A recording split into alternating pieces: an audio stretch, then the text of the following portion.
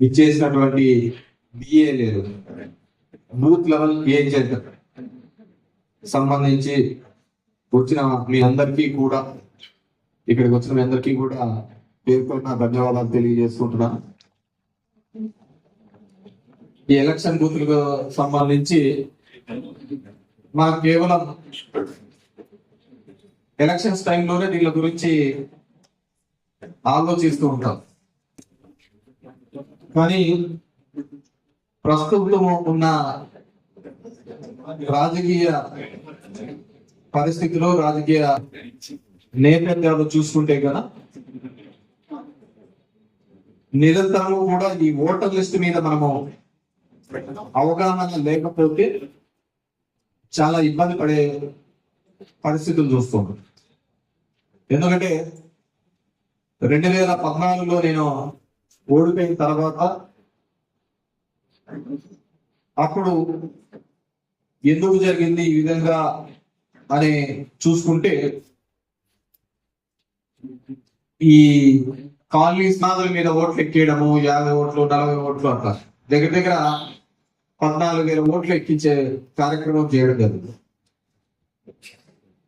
అదన్నింటినీ కూడా దాని తర్వాత 2017-18లో కూడా ఏ విధంగా పొరపాట్లు జరిగినాయి, ఏ విధంగా ఇబ్బంది జరిగిందని నేను ప్రెజెంటేషన్ ఇప్పించి కూడా చూపించడం జరిగింది. తర్వాత వాటి మీద సుప్రీంకోర్టు కూడా పోవడం జరిగింది. ఈ విధంగా 18 లక్షల ఓట్లు తెలంగాణలోను ఆంధ్రప్రదేశ్లోను 2 చోట్ల ఉన్నాయి. ఈ మధ్యనే దాని గురించి ప్రస్తావిస్తూ రాహుల్ గాంధీ కూడా మీటింగ్ పెట్టి చెప్పే పరిస్థితి చూసినాం. కేవలం మనం అతను చెప్పినది చాలా చిన్నది. మనం అప్పుడు ఉమ్మడి 2 రాష్ట్రాల్లోనూ కలిసి 18 లక్షల ఓట్లు ఉన్నాయి, దొంగ ఓట్లు ఉన్నాయని చెప్పేసి చూపించడం జరిగింది. వివిధ కేటగిరీ కింద మన రాహుల్ గాంధీ చెప్పినట్టు 0 ఇళ్లకు ఎన్ని, ఇల్లు లేని వాళ్ళని అట్లా. దాని తర్వాత ఫీల్డ్ లే కూడా పంపించడం జరిగింది. ఎన్ని ఓట్లు ఉన్నాయి దొంగవి, దగ్గర 40,000 ఓట్లు ఆ విధంగా దొంగ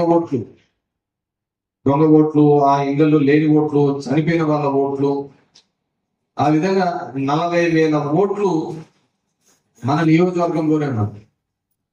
మీరు కూడా చూసినారంటే కుప్పంలో కూడా అదే విధంగా 40 ఓట్లు అతని ఈ దొంగ ఓట్లని తీసిన తర్వాతనే అతను మెజార్టీ తగ్గించాడు. లేకపోతే కుప్పంలో ఇప్పుడు 40,000 50,000 మెజార్టీ అంటా ఉంటాయి. అవన్నీ దొంగ ఓట్ల కార్యక్రమం. అవన్నీ తీసేసిన తర్వాతనే అక్కడ కూడా మెజార్టీ తగ్గించిన పరిస్థితి.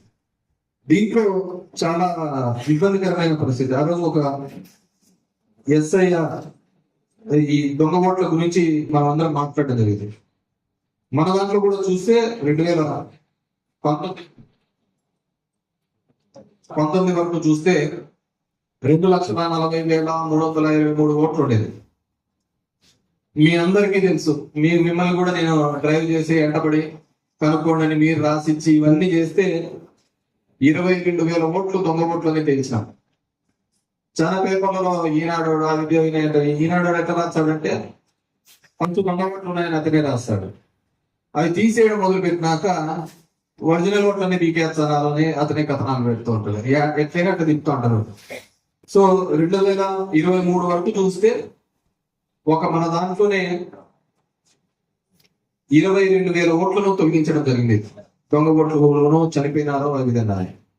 తర్వాత 2023 జనవరి 1వ తేదీ ఓటర్ లిస్ట్ వచ్చిన దాని ప్రకారం 25,450,000 ఓట్లు ఉన్నాయని చెప్పేసి ఎలక్షన్ కమిషన్ కూడా కంప్లైంట్ ఇవ్వడం జరిగింది.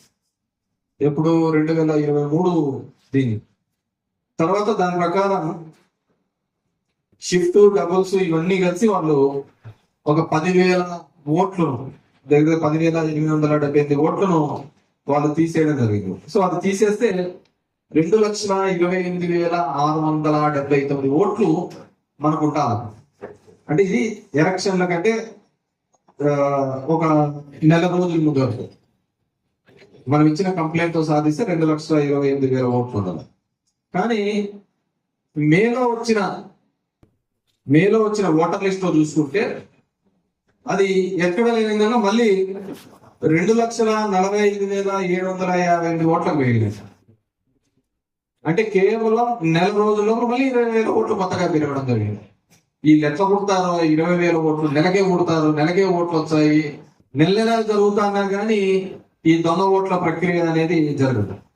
మన ఎప్పుడు Gyanesh Kumar chief election commission ఏదో చెప్పడం జరిగింది, దీనిలో తప్ప మీరు అప్పుడు పెట్టి ఎలా క్షమాపణ చెప్పాలా అని చెప్పి రాహుల్ గాంధీ వదిలిపెట్టేస్తే, అసలు నేను ఈ వేదిక ద్వారా ఇక్కడ నుంచి ఎలక్షన్ కమిషన్ ఆఫ్ ఇండియా కావచ్చు, ఈ దేశంలో ఎలక్షన్స్ నడిపిస్తున్నామనే ఇక్కడ ఉన్న బిఎల్ఏలు కావచ్చు, బిఎల్ఓలు కావచ్చు, లేకుంటే ఈఆర్ఓలు కావచ్చు. ఈఆర్ఓలు అంటే ఎలక్షన్ రిటర్నింగ్ ఆఫీసర్, మనకైతే ఆర్డీఓ కావచ్చు, ఏఈఆర్ఓ అంటే ఎంఆర్ఓ కావచ్చు. మీకు చాలా ఎక్కడైనా ఎవడైనా కావచ్చు. ఎక్కడైనా ఈ రాష్ట్రంలో ఉన్న 46,828 బూతులు ఉంటే ఒక్క చోట చూపియండి ఈ ఓటర్ లిస్ట్ లో తప్పులు తడక లేకుండా ఈ ఓటర్ లిస్ట్ ఉందని ఒక్క ఓటర్ లిస్ట్ చూపించలేదు. మళ్ళీ దీనికి సంవత్సరం చేస్తూనే ఉంటా అంటారు, సంవత్సరం తిరుగుతూనే ఉంటా అంటారు. సంవత్సరం ఈ చనిపోయిన ఓట్లను తీసేయాలని, కొత్త ఓట్లను ఎక్కించాలని, ఇల్లు మారిపోయిన ఓట్లు చూడాలని సంవత్సరం జరుగుతూనే ఉంటారు. కానీ ఏ ఓటర్ లిస్ట్ దగ్గరికి ఎవడు కానీ ఇవి దొంగవి కానీ ఇవి కానీ తీసేసిన దాఖలాలు ఉండకూడదు. ఎందుకంటే పేరుకే మన ప్రజాస్వామ్య ఈ ప్రభుత్వం అని నడుస్తుంది, ఈ భారతదేశం అనుకుంటున్నా కానీ ఇక్కడ ఎక్కడ ప్రజాస్వామ్యం కానీ ఇంకోటి కానీ ఎక్కడ కానీ కనపడట్లేదు. ఎందుకంటే జరుగుతున్న ఎలక్షన్స్ పరిణామాలు కావచ్చు, జరుగుతున్న పద్ధతిలో కానీ ఏ విధంగా ఈ ఎలక్షన్స్ జరుగుతున్నాయో మనం అందరం కూడా చూస్తున్నాం. ఇప్పుడు ఎందుకు ఈరోజు మీటింగ్ పెట్టుకొని మనం మళ్ళీ ఈ కార్యక్రమం మీద చేయాలా, ఈ బిఎల్ఏ అందరూ ఉండాలా, ఎందుకు అని చెప్పేసి పెట్టడం జరిగిందంటే, పొలిటికల్ పార్టీ ఏ రాజకీయ పార్టీ అయినా బిఎల్ఏల ద్వారానే అబ్జెక్షన్స్ రైజ్ చేయడానికి వీలుంటుంది. నేను ఒక వ్యక్తిగతంగా పోయి వెళ్ళి ఇదిగో ఇక్కడ ఈ దొంగ ఓట్లు ఉన్నాయి 100 అంటే ఈ ఏఆర్ఓలు పట్టించుకోరు, ఎలక్షన్ ఆఫీసర్ పట్టించుకోరు. వాళ్ళు పట్టించుకోవాలి, వాళ్ళు చేయాలి అంటే అది బిఎల్ఏనే చేయాలి. బిఎల్ఏ అంటే ఎవరు? ఒక రాజకీయ పార్టీ ఆ బూతుకు సంబంధించిన ఒక వ్యక్తిని చెప్పెట్టి ఇతని ద్వారా ఆ బూతులో ఏదైనా ఉంటే అభ్యంతరాలు ఉంటే తెలియజేస్తాడు, దాని మీద మనము చూడాలి అని చెప్పేసి అభ్యంతరాలు తెలపడానికి ఉన్న ఒకే ఒక వ్యక్తి ఎవడంటే అది బిఎల్ఏ. ఆ బిఎల్ఏ ఎవరంటే అది మీరు. దానికోసమే ఈ ప్రోగ్రామ్. సరే, ఇంకా ఎలక్షన్లు 3 ఏళ్ళు ఉన్నాయి కదా, మరి ఇప్పుడు ఎందుకు అంత తొందరగా దీని గురించి అప్పుడు చూస్తాం కదా అంటే ఇప్పుడు కొత్తగా సర్ అని ఒకటి పెడుతున్నారు. సర్ అంటే స్పెషల్ ఇంటెన్సివ్ రీజన్ అని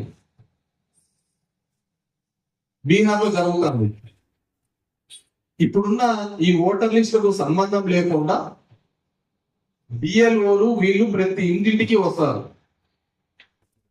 వచ్చి ఓటర్లు ఎంతమంది ఉన్నారు, ఎంతమంది లేరు, వాళ్ళు అర్హత ఉందా లేదా అని మళ్ళీ కొత్త ఓటర్ లిస్టు తయారవుతారు. ఈ ఓటర్ లిస్టుతో సంబంధం లేకుండా. సో మీ ఊర్లో కొత్తగా 18 ఏళ్ళు దాటిన వాళ్ళు, 18 ఏళ్ళు దాటి వచ్చిన వాళ్ళు, లేకుంటే మరణించిన వాళ్ళు, వీళ్ళందరినీ కూడా కాకుండా మళ్ళీ మన కొత్త ఓటర్లందరినీ కూడా ఈ స్పెషల్ ఇంటెన్సివ్ రీజియన్ లో చేయడం జరుగుతుంది. ఇవన్నీ కూడా మనం అప్రమత్తంగా లేకపోతే ఏ విధంగా ఈ దొంగ ఓట్లను కానీ వీటిని అడ్డుకట్ట వేయలేకుండా పోతామనే ఉద్దేశంతో మొదటనే మనం జాగ్రత్త పడాలి, అప్రమత్తం చేయాలి అనే ఉద్దేశంతోనే ఈ కార్యక్రమం నిర్వహించడం జరిగింది.